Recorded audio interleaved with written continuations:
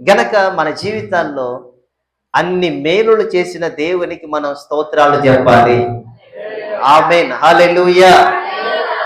అటువంటి దేవుణ్ణి ప్రతిదినము మనము స్తుతించాలి. అటువంటి దేవునికి ప్రతిదినము మనము స్తోత్రాలు చెల్లించాలి. అటువంటి దేవునికి మనం ప్రతిదినము కృతజ్ఞతలు చెల్లించాలి. అందుకే క్రైస్తవుల జీవితంలో ప్రతిదినము దేవుణ్ణి స్తుతించడం నేర్చుకోవాలి. ఏం చేయాలి చెప్పండి? దేవుణ్ణి స్తుతించడము, దేవుణ్ణి స్తోత్రించడము మనం నేర్చుకున్నప్పుడు దేవుడు స్తుతుల మధ్యలో ఆసీనుడై మన మధ్యలోకి దిగి వచ్చి మనలను ఆశీర్వదించడం ప్రారంభిస్తాడు. అందుకే ప్రతిరోజు దేవునికి మనం ఏం చెల్లించాలి? కృతజ్ఞతాస్తుతులు చెల్లించాలి, స్తుతులు చెల్లించాలి. స్తుతులు చెల్లించడం ద్వారా దేవుడు స్తుతులను బట్టి ఆనందిస్తాడు. ఏం చేస్తాడు?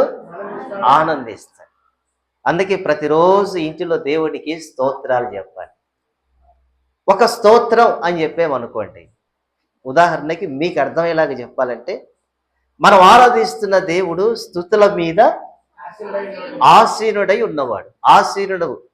ఆసీనుడు అంటే ఏమిటి అనా? ఆసీనుడయ్యాడు అంటే దాని అర్థం ఏంటి సురేష్ అన్న? ఆసీనుడయ్యాడు అంటే దాని ఉద్దేశం అది రైట్, కూర్చున్నాడు అని అర్థం.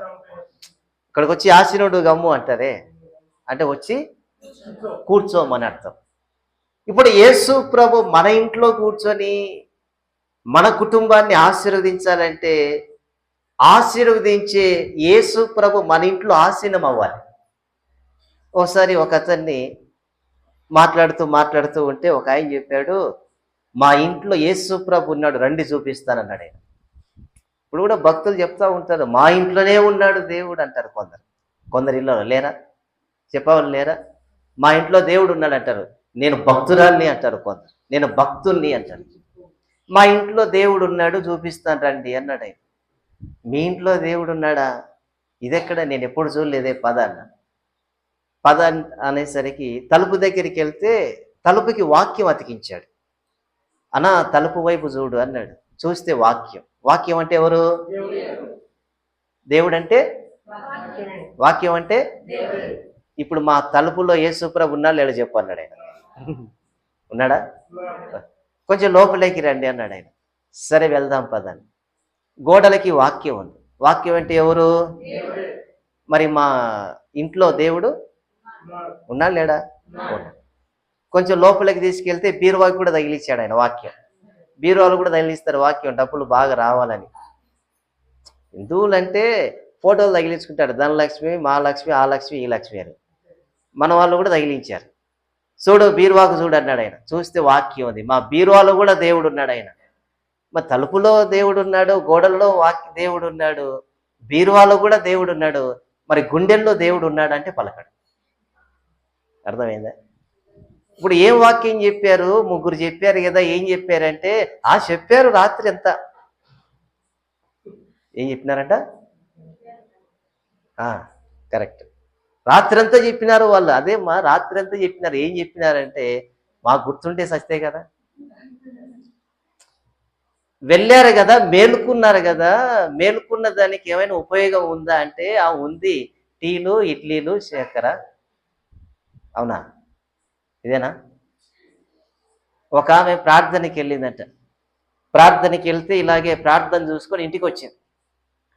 ఆమె అడిగిందంట పక్కలో, ఉదయం పనులకు వెళ్తారు కదా, మీరు ప్రార్థనకి వెళ్ళారు కదా మీటింగ్కి, అయ్యగారు ఏం చెప్పారంటే కొరిందయ్యాలు చెప్పాడంట. కొరిందయ్యాలు అన్నాడు. ఏం చెప్పాడంటే అదే కొరిందయ్యాలు చెప్పాడు. కొరిందయ్యాలు అని ఆమె.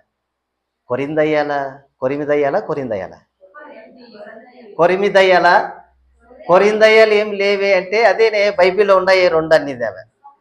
అవరి అది కొరిందయ్యాలు కాదే, కొరింథీయులకు రాసిన పత్రిక అది. అందుకని మీరు ఇంటికి వెళ్ళి మళ్ళీ ఆ దయ్యాలు ఈ దయ్యాలు అన్నారు. ప్రార్థనకి ఎందుకు వస్తున్నావు అంటే ఇందాక నాగరాజు గారు చెప్పారు. అవునా? చెప్పారు కదా, అది బాగా ఉద్యోగంగా చెప్పారు. సరే, ఏం చెప్పాను ఇందాక నేను? ఆ? కొరిందయ్యాల కంటే ముందు చూడు, ఇది చెప్పారు కొరిందయ్యాలు, వాక్యం చెప్పారు. సరే, ఏం చెప్పానమ్మా? గుండెల్లో దేవుడు ఉండాలి గనక మన ఇంటిలోనికి యేసు ప్రభు వచ్చి ఆశీనుడైతే తప్ప మన ఇల్లు దీవించబడదు. కారణం ఏంటంటే ఆశీర్వాదము ఏ మనిషి ద్వారా రాదు, దీవెనలు ఏ నాయకుల ద్వారా రావు, మేలులు ఏ సేవకుల ద్వారా రావు. మేము ప్రార్థన చేసేంత వరకు మా బాధ్యత, వాక్యం చెప్పేంత వరకు మా బాధ్యత. దీవెనలు ఇచ్చేది ప్రభు మాత్రమే. ఏ సేవకులలో ఏవి లేవు. ప్రార్థన మేము చేస్తే స్వస్థత ఆయన ఇస్తాడు, ప్రార్థన మేము చేస్తే ఆశీర్వాదం ఆయన ఇస్తాడు, ప్రార్థన మేము చేస్తే మేలులు ఆయన చేస్తాడు. మరి అన్ని చేసేవాడు మన ఇంటికి రావాలి. ఆయన మన ఇంటికి వచ్చినప్పుడే మన కుటుంబాలు వర్ధిల్లుతాయి, మన జీవితాలు మార్చబడతాయి. త్రాగుడు పోతున్న వాళ్ళు మార్పు చెంది వాళ్ళు కూడా మందిరానికి వచ్చి కూర్చుంటారు. ఇక్కడ కుటుంబాలు వర్ధిల్లి దీవించబడాలంటే, తిరుగుతున్న నీ పిల్లలు మార్పు చెందాలంటే, నీ భార్య జీవితంలో గొప్ప మార్పు కలగాలంటే, ఆ కుటుంబాన్ని ఆశీర్వదించే ప్రభు మన ఇంటిలోనికి రావాలి. ఆయన మన ఇంటిలోనికి రావాలంటే ప్రతి దినము దేవుణ్ణి స్తుతించాలి.